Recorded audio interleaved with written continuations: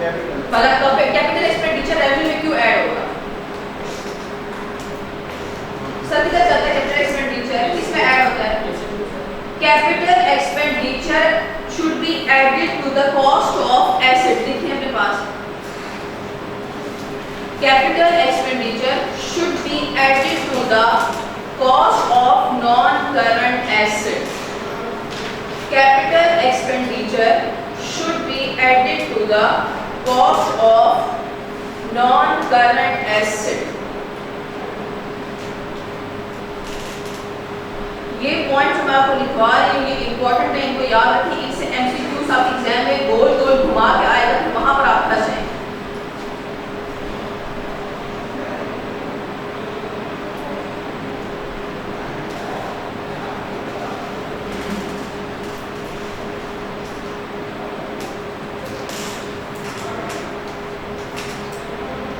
जरा MCQ number 9 करने की करना कोशिश करें। MCQ number 9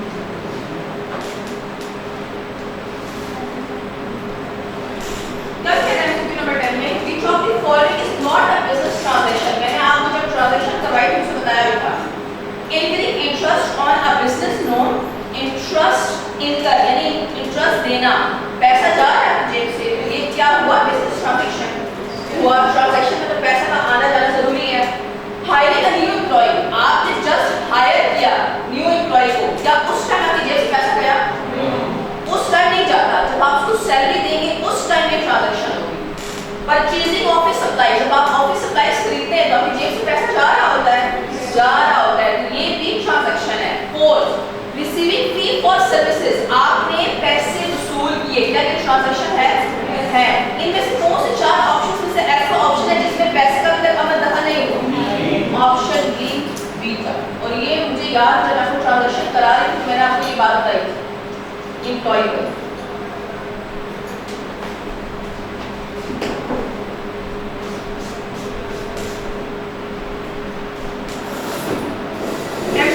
Number 11. Expenditure which provide future benefits are called revenue expenditure, outstanding expenditure, current expenditure और capital expenditure. Capital expenditure building में extension करना, production capacity increase करना, future में आपको फायदा देगा। तो capital expenditure हमेशा आपको future में फायदा देता है।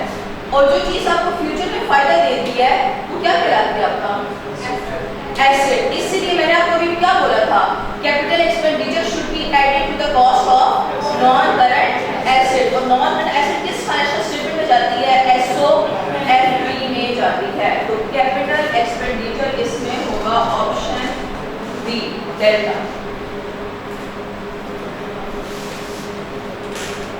MCQ number 12, Which one is a capital transaction? Capital transaction का मतलब है ऐसी ट्रांजैक्शन जिसमें अच्छा खासा पैसा इन्वॉल्व हो, बड़ी मोटी amount. Purchase of goods, payment of wages, sale of goods, purchase of machinery.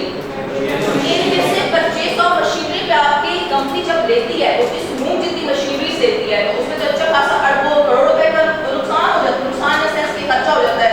तो इनमें से ऐसे कौन से चारों में से ऑप्शन है जिसमें पैसा अच्छा खासा आपका जा रहा होता है? तो option B, delta.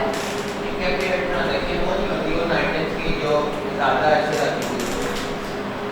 Capital expenditure उनकी भी होती है और ऐसी अमाउंट जो आपके पास ज्यादा है, अच्छी खासी अमाउंट, वो भी सही। जो आप कह रहे हैं कि ऐसी amount for example non current asset है, वो काफी अर्से तक आपके घर चलेगा, वो भी कैपिटल है।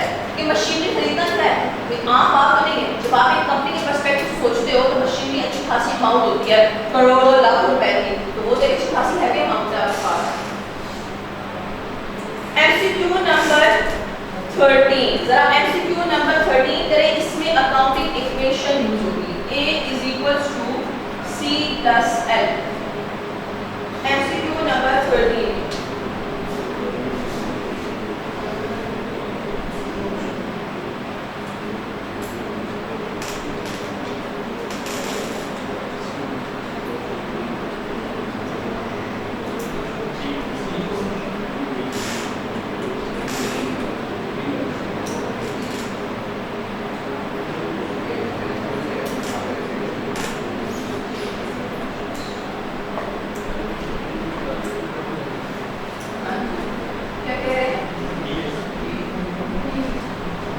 कैपिटल कब चेंज होता है? The supplier being paid by cheque. जरा मुझे बताएं ना, ऑप्शन ए में क्या क्या चीज फिट होगी? ऑप्शन ए मुझे इस तरह बताएं जरा। ऑप्शन ए में आपने सप्लायर को पेमेंट कर दी चेक के थ्रू, जो चेक यानी बैंक क्या होगा? फॉर एग्जांपल कुछ फिगर ले लेते हैं -100।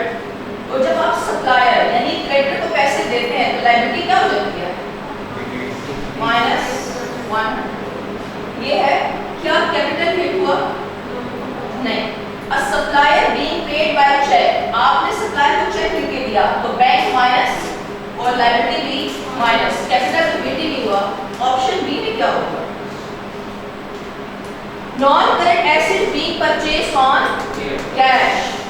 कैश दिया, नॉन करंट एसेट खरीदा, मशीनरी खरीदी। फॉर एग्जांपल 200 रुपए से कैश लिया और मशीनरी प्लस हो गई 200 से, तो नेट इफेक्ट क्या आ जाएगा? और क्या कैपिटल हिट हुआ? नहीं। ऑप्शन सी में क्या कह रहा हो आपसे? Non current asset being purchased on credit. इसमें कैसे करेंगे आप? नॉन करंट एसेट खरीदी, समझे मशीनरी खरीदी है प्लस 300 और किस पे खरीदी? कर्जे पर। तो कर्जा यानी लायबिलिटी भी क्या हो जाएगी? प्लस 300। क्या कैपिटल हिट हुआ? नहीं। और ऑप्शन डी में क्या होगा? wages being paid in cash, मैंने आपको बताया था अकाउंटिंग इक्वेशन में wages by nature expenses कहाँ पे एडजस्ट होते हैं? कैपिटल में। भूल गए अकाउंटिंग इक्वेशन एक्सपेंसेस इंक्रीज तो कैपिटल डिक्रीज। तो कितने से कैपिटल डिक्रीज? फॉर एग्जांपल 500 से कैपिटल डिक्रीज और किसके थ्रू पेमेंट कर रहे हैं? तो कैश माइनस 500। तो यहाँ पे कैपिटल हिट हो गया। तो ऑप्शन डी डेल्टा। देखिए अपने पास ये सारे ऑप्शंस, ऑप्शन ए बी सी।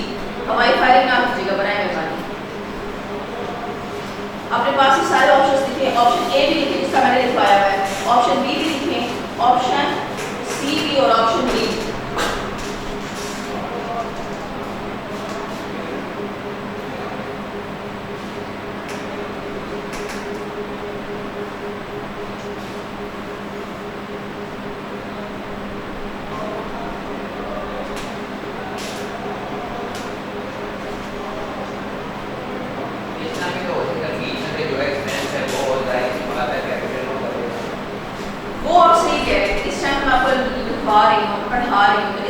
आपको जितना डिटेल में जा सकते उतना डिटेल में जाऊंगी ताकि आपको मसला ना हो।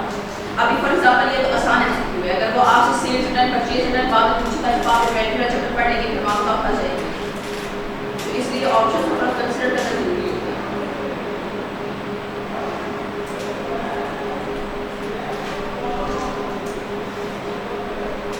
अब आप में से बचे जिसने भी वेजेस एक्सपेंसेस का वो आपका माइंड में आ गया हो, किसी के माइंड में आया हो।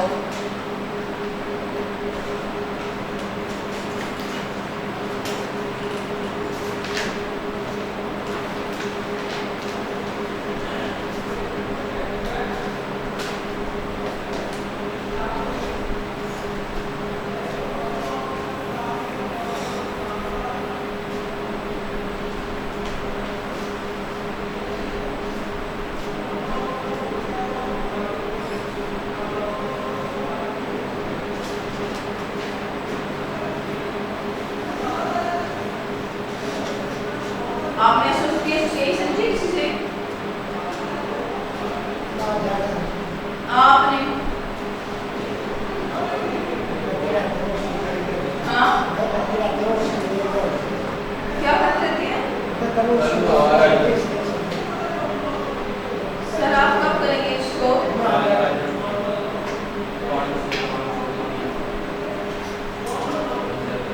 जैसे आप आए थे दोनों आए थे शीट में लाए थे आप लोग।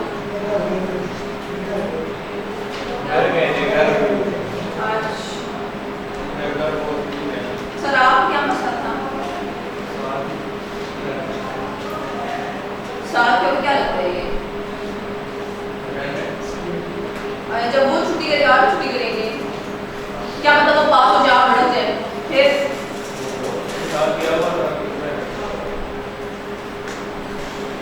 MCQ number 13।